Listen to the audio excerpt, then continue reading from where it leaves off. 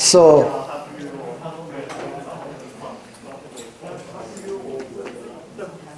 有声音吗 ？Okay, so we just talk about the WaveNet, right? So the example, code example of the WaveNet can be found here. Sorry, here. Okay, so you can see we still use sequential, but here, I mean, we first like have the input layer. Okay, we add this input layer and to take the input sequence, and then you can see that we have this loop. Okay, to add the convolutional layer, one-dimensional convolutional layer with different dilation rate, 1, 2, 4, 8. Of course, this is a small example. Okay, we didn't really like have like a 10 convolutional layer with like a dilation rate, like so many 10 different dilation rate. But we have like we stack up 4 convolutional layers with different dilation rate. I mean, from 1, 2, 4, 8. Okay, and you can see for each one we have 20 filters, and with kernel size 2. Okay, so you see the size of kernel is actually very small, and the padding is kosher. The kosher just means we include like zeros, leading zeros, to make sure the output like feature maps will have the same size. Okay. So it's just kind of like a valid, but we just put like zeros in the front. Okay, so activation is ReLU, dilation rate is the rate, which gets the value from there, and we do this 2 times. Okay, so we have this conv1d with dilation rate 1, 2, 3, 1, 2, 4, 8, and then we have another set of like conv1d, 4 conv1d with dilation rate 1, 2, 4, 8. Okay. So each set of these 4 conv1d serve as as a convolutional layer of like with like kernel size 16. I'm sorry, 16. So it's like a very efficient way to explore like a long-term pattern. Okay, and then after that we add another conv1d, okay, with 10 filter, kernel size just 1. Okay, this is just like we try to, put them together, sort them out, okay, and then that's it, okay, and then we compile the model and train the model. This one will give us, okay, this one.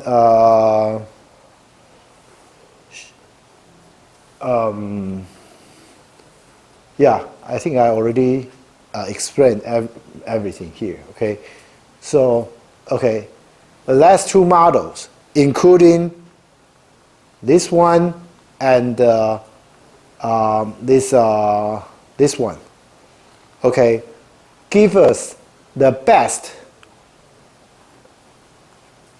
performance.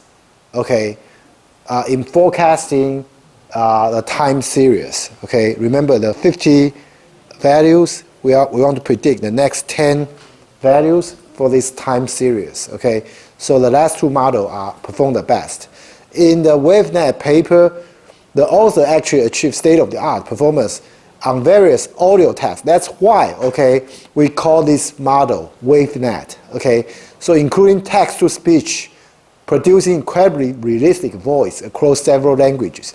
So they also use this model to generate like music, 1 audio sample at a time. So because remember, like when it comes to audio, okay, the sample rate is like thousands of time step per, tens of thousands of time step per second. Okay, so it's a extremely long sequence. So like LSD and the GRU based model really cannot handle such a long sequence. Okay, only if the sequence is this long, okay, only the WaveNet is able to deal with that. Okay. So chapter 16 we will explore RNN on applications such as natural language processing. But as I said, we don't have time to talk about this NLP stuff, and also our department has another class dedicated to this topic, so we will skip this, and then so we will move on to the next chapter, okay, which is representation learning.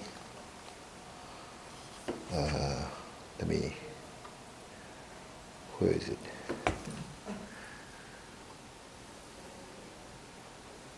Let me get rid of.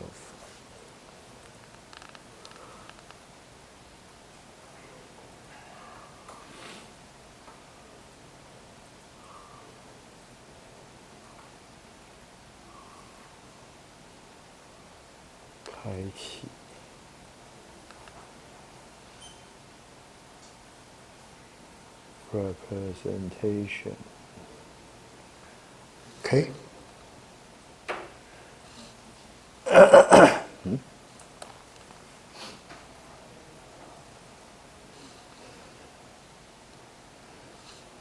So as I said, we probably don't have time to finish this chapter, but we will finish about halfway done of this chapter. Okay, this chapter actually include like autoencoder and the GAN. Okay, we should be able to finish autoencoder. Okay, so autoencoders are artificial neural network capable of learning dense representations of the input data. Okay, this dense representation is called latent representation or coding. Okay, so without supervision. So this is like you can say it's a self-supervised learning. Okay, because the training set is unlabeled, because like why we don't need a label, I'll explain shortly. Okay, so these codings typically have a much lower dimensionality than the input data. This makes the autoencoder useful for dimensionality reduction. Okay, we will talk about this dimensionality reduction, later. But actually, it was covered in the chapter 8 of the textbook. But obviously, we didn't cover chapter 8. If you read the textbook yourself, then dimensionality reduction is is discussed in great detail in chapter 8. Okay, so especially for visualization purposes. So autoencoders also act as feature detectors.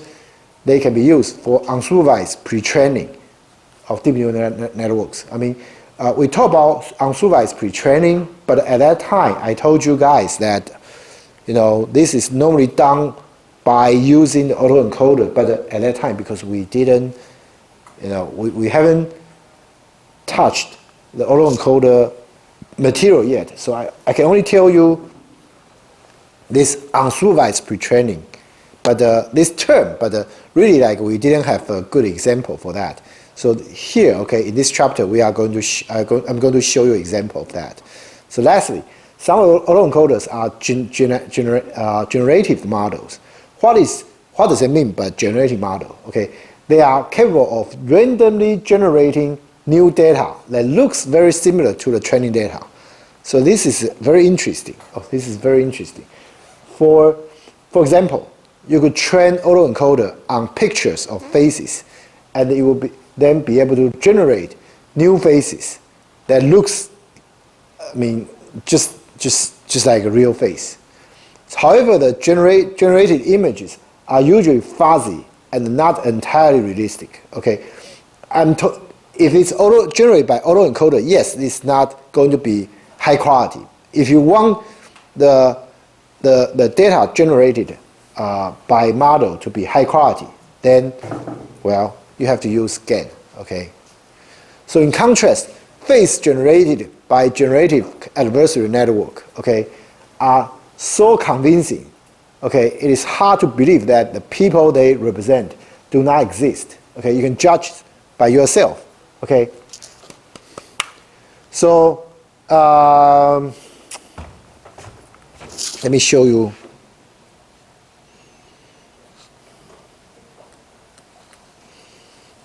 An example.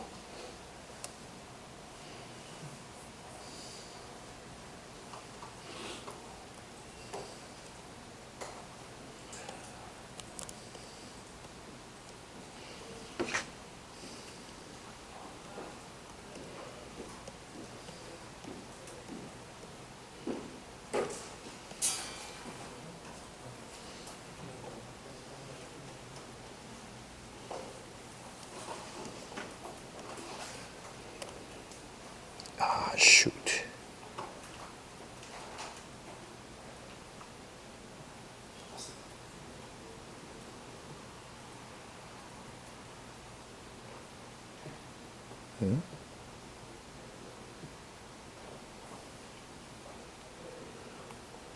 Sorry, I don't have internet connection.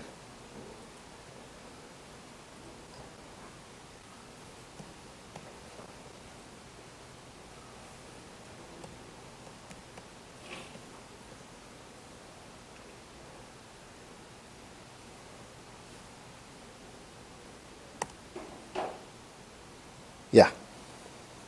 Okay. So this is like a, oops, sorry.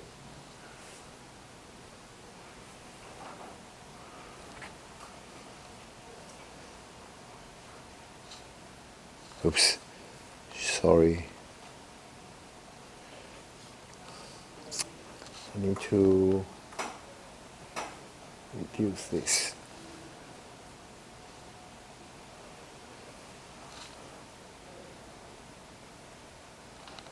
Eh?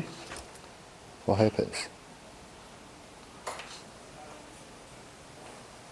So this is not real person. This is generated by the GAN. Okay? So I can actually reload this page to show you different person.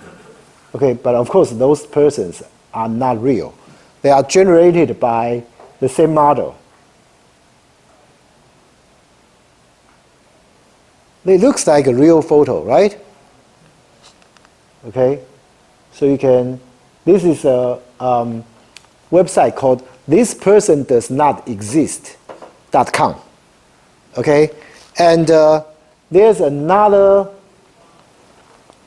you know Airbnb, right? You know Airbnb, right? Sorry, not this.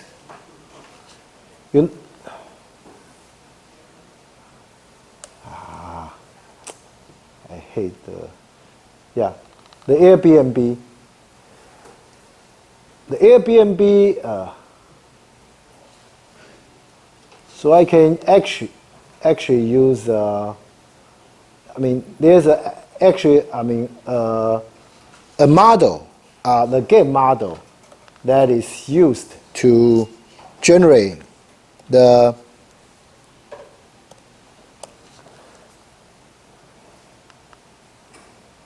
so this is like a fake Airbnb page. Okay, everything, including the picture, including the description. Actually, this guy and this top Lavino apartment 2. Okay, everything on this page is generated by the GAN model. Okay, I can actually, you know, again, refresh this this page to show you, you know, so many different, you know, fake Airbnb rental. Okay, and this is a website. This website is called thisrentaldoesnotexist.com. Okay. So you can see like this, you see a potential of committing crime, right? Yeah.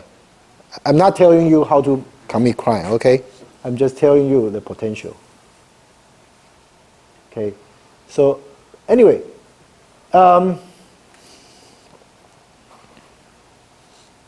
oops. So the face was actually generated by a model called StyleGAN. Okay, I mean, a more sophisticated GAN model was used to generate this rental does not exist.com. Okay, so GAN are now widely used. Okay, for super resolution, like to generate the image. I mean, with even higher resolution than the original one. Okay, and colorization.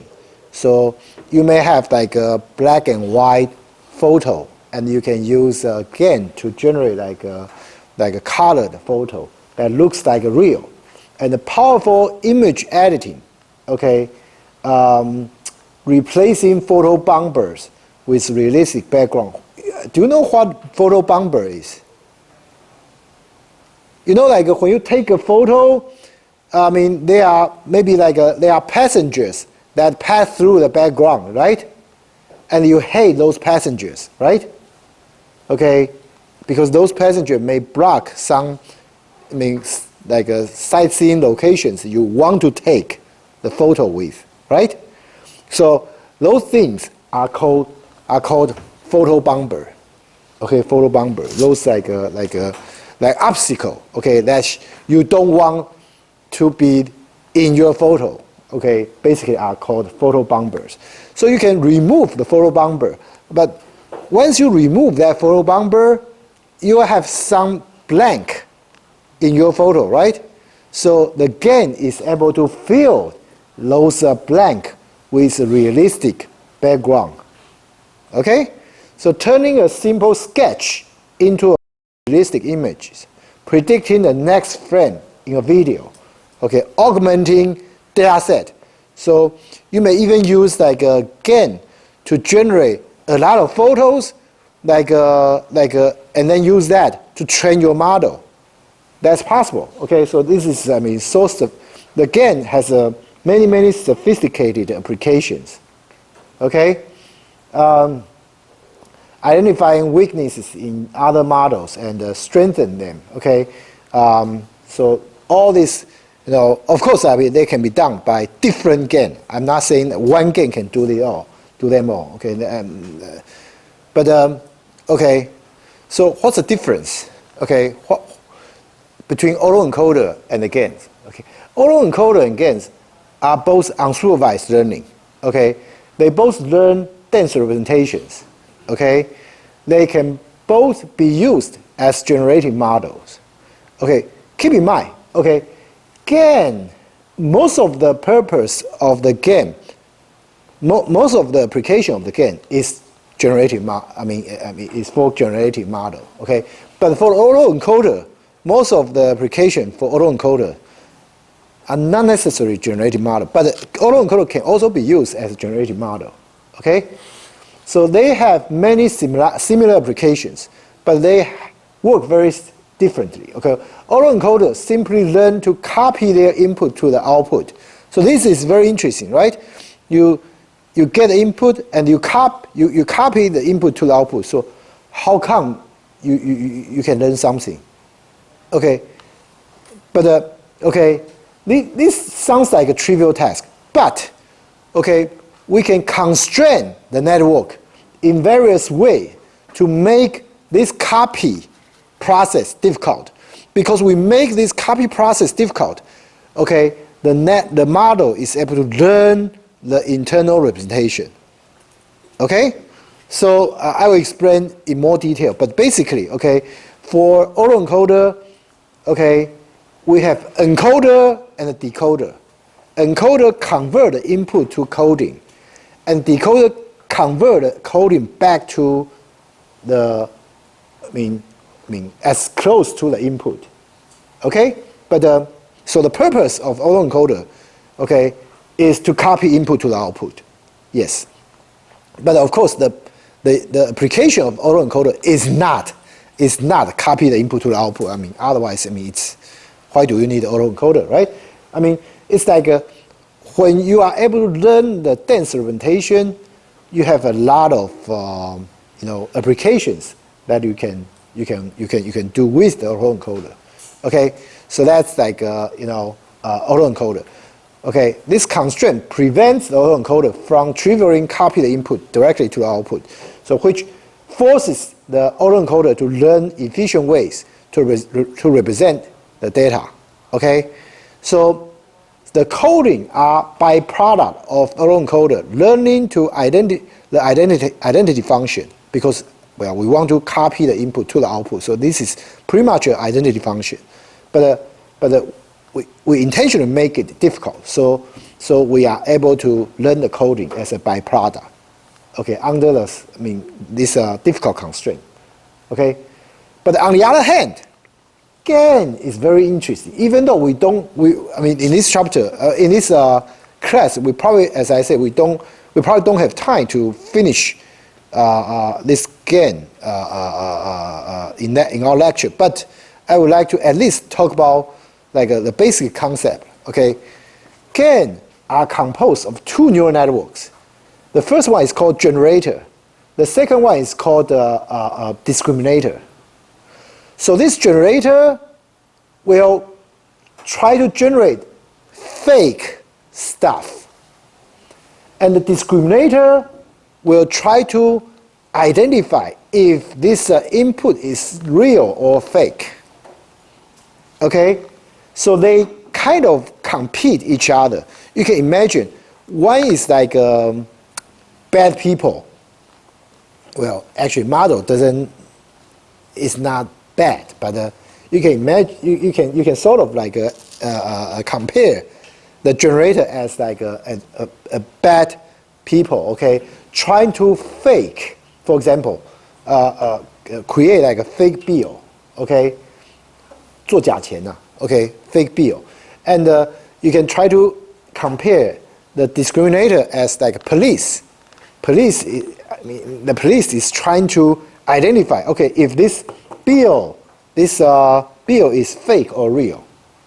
Okay, so we call it, in Chinese we have a saying like 道高一尺魔高一丈, right?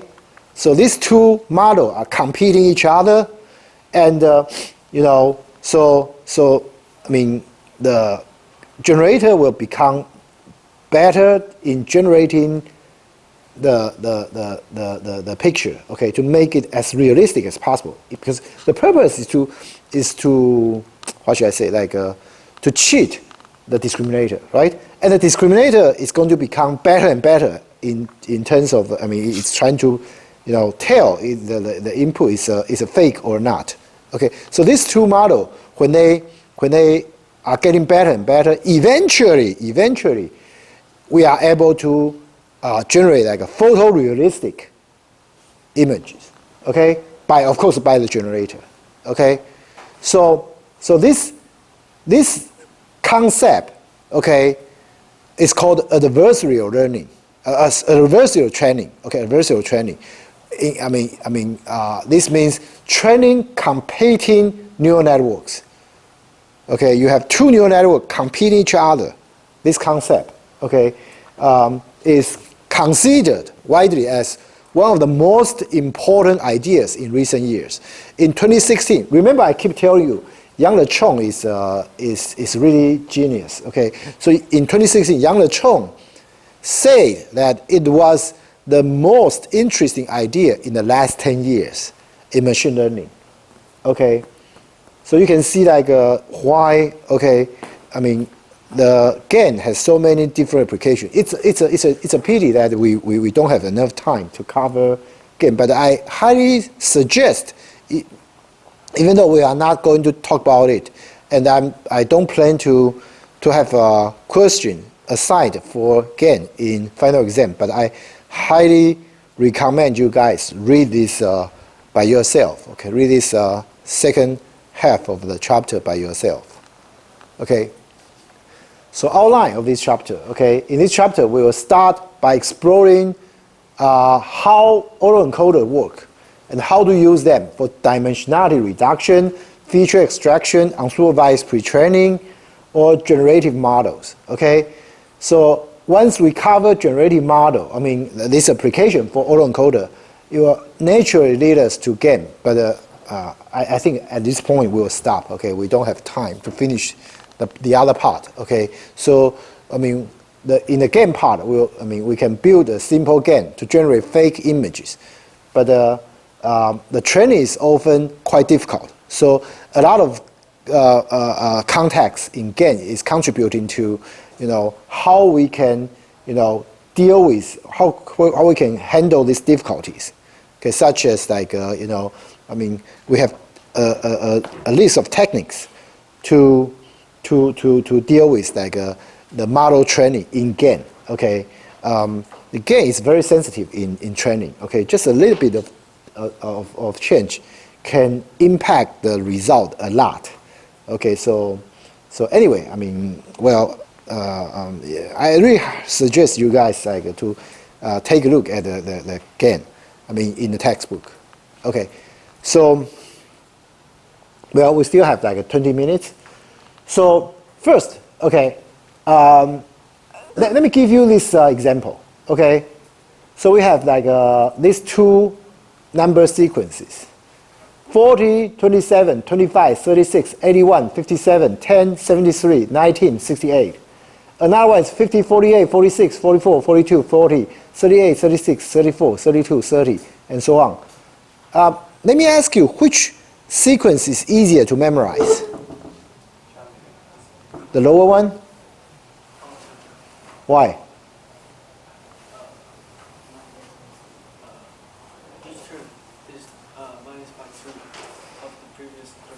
Yeah, because it has a pattern, right?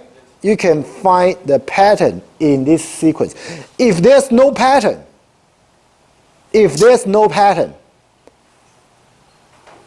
which one is more difficult to memorize? The lower one. Why? The longer sequence is more difficult to memorize because if there's no pattern, you have to memorize them like very hard in order to memorize the whole thing, right? But once you understand the pattern, the lower one suddenly becomes so easy, even though it is longer, right? This sequence is longer, right? So the coding that we are talking about, or latent representation, is the pattern. Okay, basically, okay, you can imagine, okay, once you understand a certain pattern, it becomes much easier to memorize a sequence, right? Okay, so the same thing can be said for example, English vocabulary, right? Like in junior high school, when, well, actually, you guys learn English first from elementary, now? Okay. So in elementary school, I mean, when you first learn English, you probably just have to memorize every single word, right? But now, I mean, once you have learned English for a couple of years, maybe some teacher will start telling you, okay, you have like the root, right? 字根, and you have like a prefix and a postfix, 字首字尾, right? So certain root represents certain meaning, certain prefix, certain postfix means certain thing, right? So those rules will help you to memorize the meaning of the English words much easier, right? Okay, so basically all these the rules that you can observe from long sequence help you to be able to memorize the sequence much better. So that basically the rules are the latent representation or coding. Okay? So, okay, the relationship between memory, perception, and the pattern matching was famously studied by this Chase and Simon in early 1970. So this is done by this psychiatrist. Okay, so they observed that expert chess players were able to memorize position of all pieces in a game by looking at the board for 5 seconds. With just 5 seconds, they can, basically reproduce the whole setting of the game. Okay, so this is amazing. Okay, here the chase we are talking about is the Western chase, right? Like a 西洋棋. Okay, but those experts are not really so special in terms of memory. Because if you do not put those pieces, from the realistic position, some chess pieces can only appear at some places, right? So if you randomly put them in arbitrary position, those experts cannot memorize the game. Easily. Okay, this same similar phenomenon can be observed by in a professional Go player. Okay, because I play Go, I don't play chess. Okay, unfortunately. Okay, so in professional Go player. Okay, for example, a professional Go player on average play more than 100 games per year. Okay, and they pretty much play game since their childhood. Okay, from their childhood, so up to 50, 60 years old. So think about this. Okay, let's just say they play game for 50 years.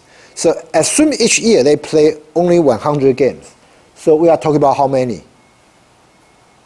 5,000 games, right? 5,000 games. And pretty much you can ask any professional Go player if they can reproduce every single move of any game they have played in their career. They can reproduce we call that 复盘. Okay, the professional Go player is able to do that.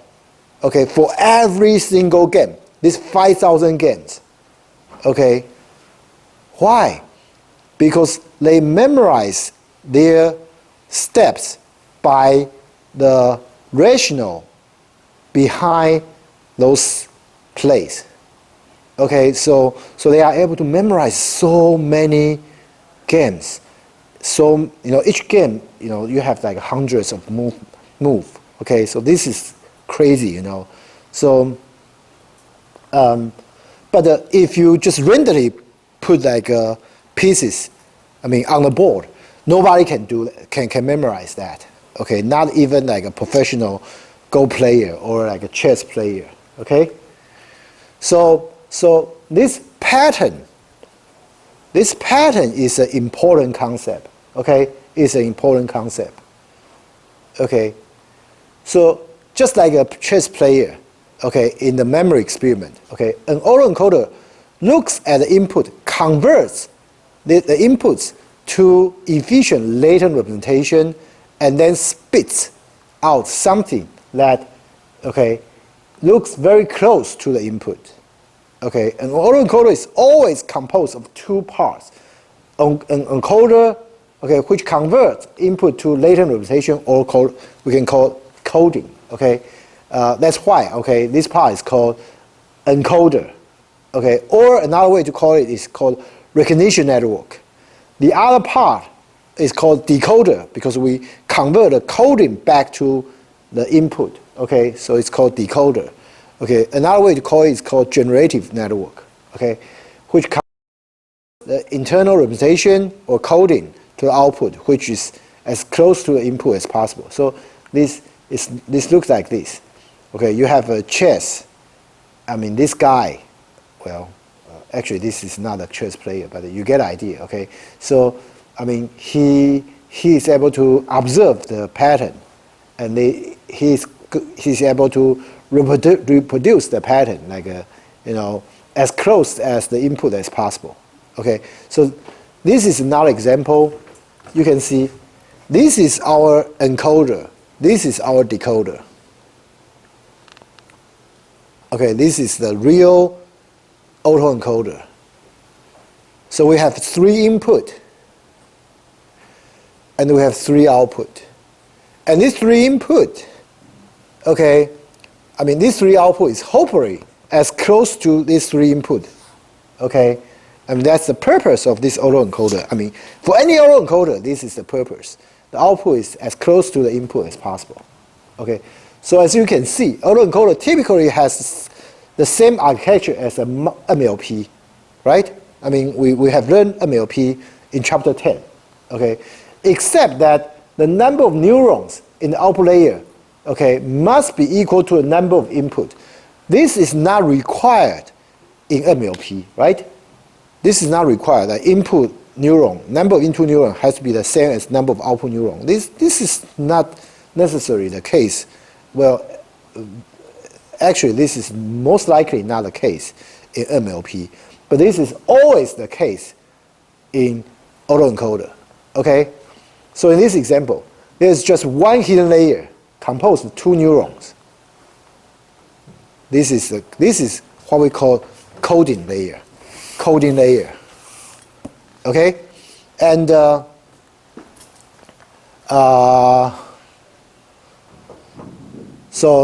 and one output layer composed of 3 neurons. We call that decoder. So output are often called reconstructions. Okay, because the autoencoder tries to reconstruct the input. Okay, and the cost function contains a reconstruction loss. This reconstruction loss will penalize the output if the output is far away from input. Okay, so basically, if it's the same as the output is the same as input, then the risk reconstruction loss is going to be 0. Okay, it's minimized. Okay, so because the internal representation has a lower dimensionality than the input data, okay, the autoencoder is said to be undercomplete. So this one. Because our input, we have 3 inputs, right? So these 3 inputs obviously is 3-dimensional, right? But once these 3 inputs are fed to this layer, remember I told you this is a coding layer, right? This coding layer, because we only have, this coding layer is only able to memorize 2 numbers, right? Each neuron can only store 1 number, right? So from 3D to 2-dimensional. From 2-dimensional, we have to go back to 3-dimensional. So think about this. Okay, because this dimension, the coding dimension is lower than the input dimension. So this is called undercomplete autoencoder. And another thing is that you can imagine, okay, so this is obviously a constraint, right? We are trying to put a constraint to make it difficult to copy the input to output, because, well, if the input is 3-dimension and here we only have 2-dimension, we have to find some efficient way to store the input. Otherwise, well, you really, how can you just use 2 numbers to store 3-dimensional information? This is difficult, right? So if you train this model, okay, then yeah, I mean, this coding is going to be a more efficient representation of the input, okay? So an undercomplete autoencoder cannot trivially copy its input to the coding because, well, the dimension is not enough, okay? Yet it must find a way to output a copy of its input. So it is forced to learn the most important features in the input data. Okay, if it has to give up certain information from the input, we want it to give up as little as possible, as little as possible. So it only drop the unimportant information. Okay. So let's see how to implement very simple under complete autoencoder for dimensionality reduction. So by the way, I mean, what is dimensionality reduction? Okay, if autoencoder use only linear activation and the cost function is the mean square error, MSE, then it can be shown that it ends up performing PCA. Okay, PCA is the famous method to perform dimensionality reduction. So PCA identifies the axis that accounts for the largest amount of variance in the training set. Okay, so for example, so for given points like these blue points, okay, you can obviously see that this axis, you know, has the largest variance, right? Has largest variance, this axis. Okay, here, of course, I am assuming these points are two-dimensional points. Okay, so if you want to reduce these two-dimensional points into one dimension, then you are going to take this dimension.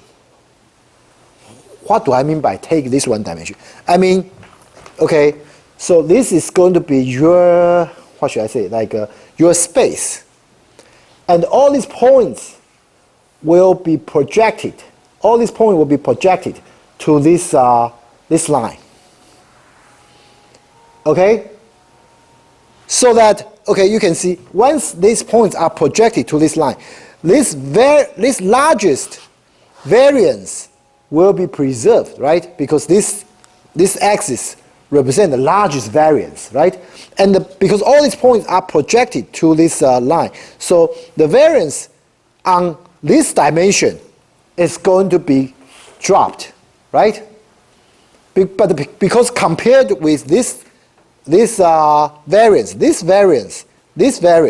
the variance on this dimension is much smaller, right? So we consider this variance as unimportant, okay, because they are much smaller. Okay, but so the PCA, okay, if you reduce these two-dimensional points into one dimension, then the point projected on this line will be what the result you get. But if you say, oh, we use a PCA to get like one dimension, and then we use PCA to get a second dimension, then the second dimension will be, perpendicular, will be orthogonal to this direction. Okay, it's going to be this one. Because once you get rid of the variance of this dimension, then the resulting variance will be on this dimension, right? Okay, just want you to understand this. Okay, so if PCA finds a 2D representation, you will also find the second axis orthogonal to the first one that accounts for the largest amount of remaining variance. Okay, well, I think I'm out of time. So, yeah, I will stop here today. Okay, so next time we will start from like implementing this autoencoder for PCA. Okay? Any question? If no question, let me remind you once again. Okay, next week will be the final lecture. Okay, the week after next will be the final exam. Okay, and the sample final exam has already been uploaded to EE class. And 3 weeks from now is going to be the presentation of the term project. Okay, and what else? Yeah, there will be pizza offered. Okay, starting from 12:30 for the presentation, okay, session. And also, for the final exam, you are allowed to bring in 1-page cheat sheet, just 1 page, okay?